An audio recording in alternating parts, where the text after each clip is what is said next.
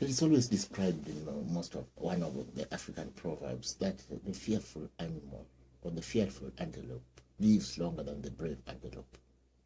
Well, this is something which is true to some extent, but it also describes the environment in which we live.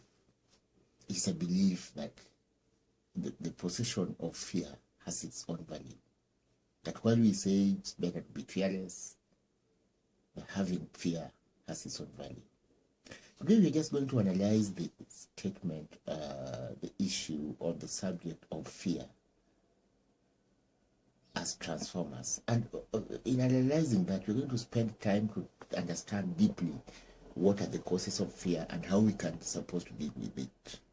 Good morning and welcome to Passion Influence Africa channel. This is Sam Udiam, taking you through the today's lesson, 28th of June 2018. Like we are saying, like the year is going very fast. The year, each and every day, is moving closer to an end. And with that arises the need that we set some goals at the beginning of the year. We set some goals at the beginning of the program. It was probably in the month of April. We want to understand and we want to know how far we have gone in order to see where else we are supposed to go, what else we are supposed to do. A big welcome to you once again. And we are saying, when you're dealing with the subject of fear, previously we have been seen as discussing books on Stoneface and Committed and working page by page. When we are dealing with fear, can we have all afford a smile? If you have a neighbor close to you, please smile. Smile back at him and smile back at yourself. Because today's lesson is about dealing with what makes us go tense. When we talk of the subject fear, there is never smile in anybody's face.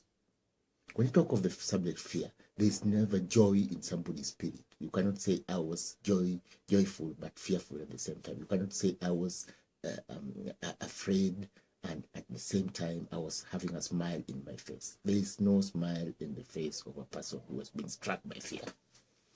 So we are going to take time to see how do we remedy this situation? What options are these persons? And the first remedy that we have of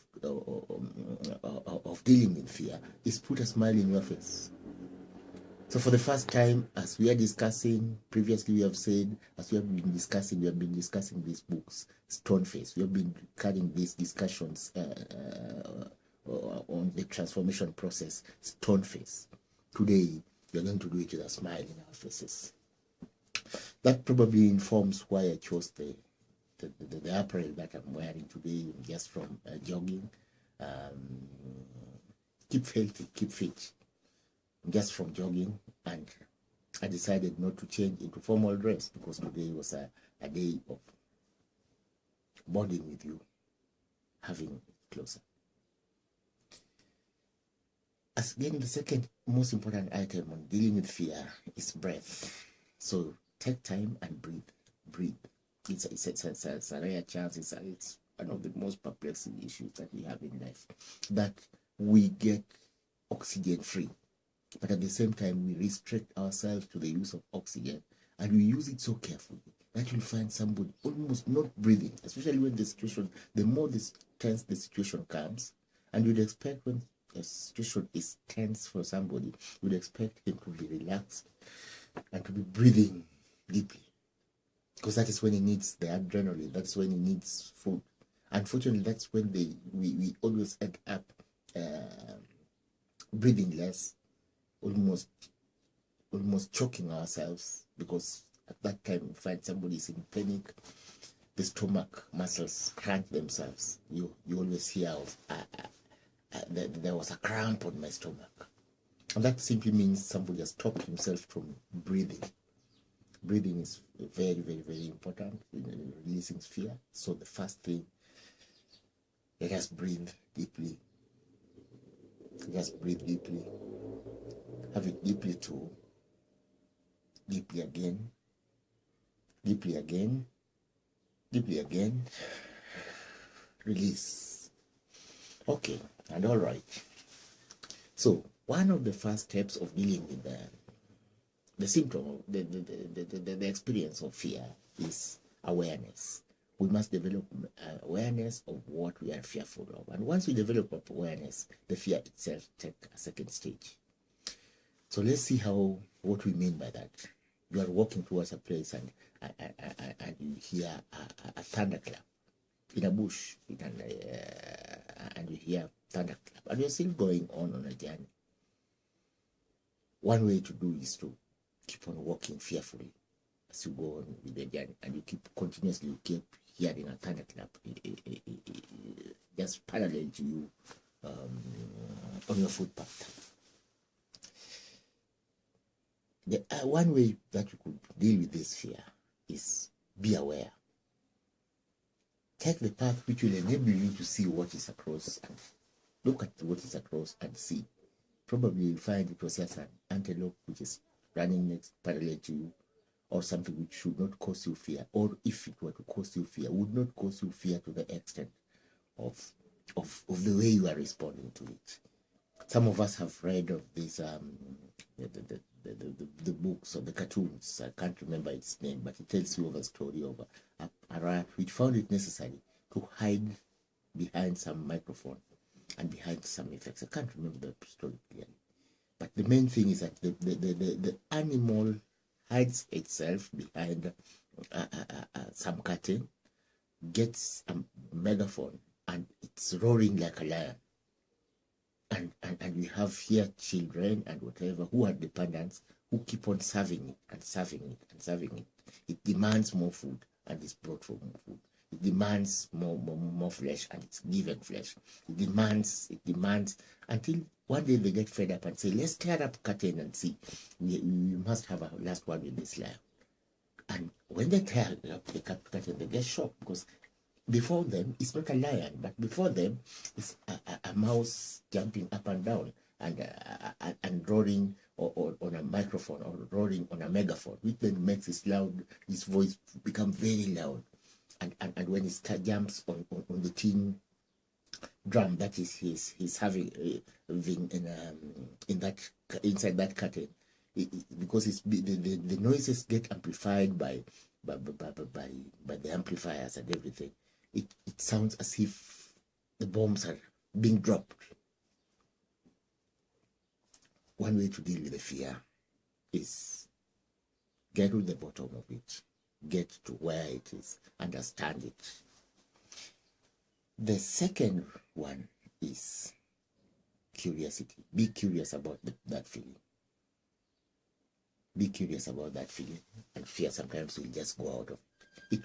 Fear builds itself on your lack of information, and that is why they always say that the best description of fear is what Zig Ziglar once said: fear is false evidence appearing real.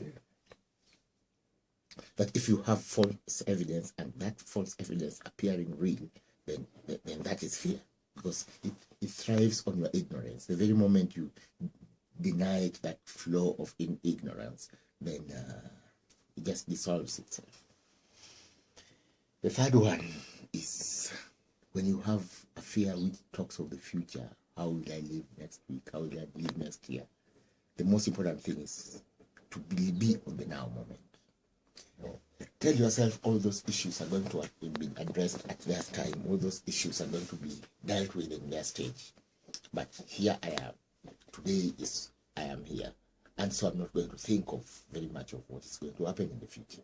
That itself dissolves the power that we normally bestow to fear. Because, like you said, fear is false evidence appearing real.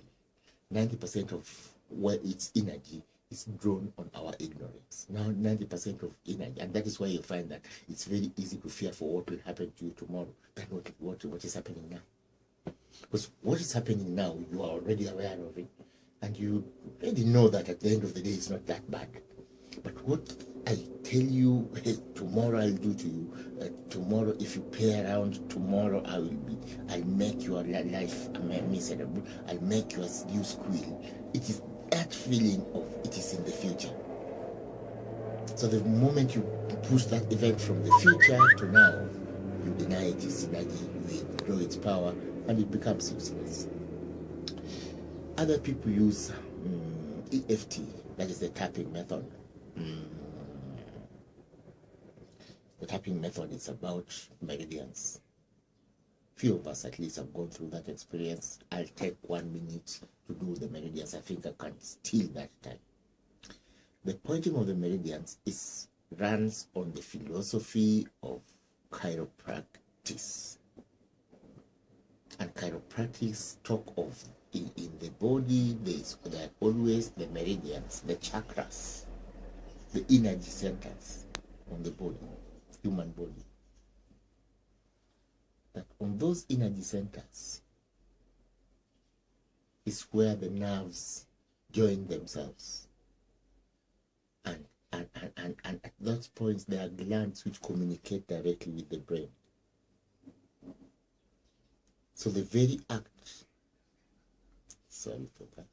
So the very act of tapping those points make us to balance hormonal presence that are on those glands, and as a result creates a total transformation of our inner habits. That sometimes you are having a nasty habit, you're like snappy, you're having a nasty habit, you're talking to people badly simply because the balance of hormonal balance in your body is not proper. But that can be reversed by simple tapping. So you can probably see how EFT is done. I'll do a simple EFT. This is a demonstration of EFT. I'm not an expert of EFT. These are guidelines, something that we have done before. These are guidelines. I'm not an expert on EFT. My desire is that if you're keen on following that as an elimination of the fear instinct, please take time, get the prepper book to do training. I will give you the first overview, but on the understanding. The process of EFT is believing that you are transferring the electromagnetic forces from where they are on their glands at most concentrated points to make them spread all over the body, so that the whole body has a part of it. Because when the whole body has a part of it, when it's balanced, it's not a fear, it is not a disconnect. So we are just going to say, let us do a simple experiment of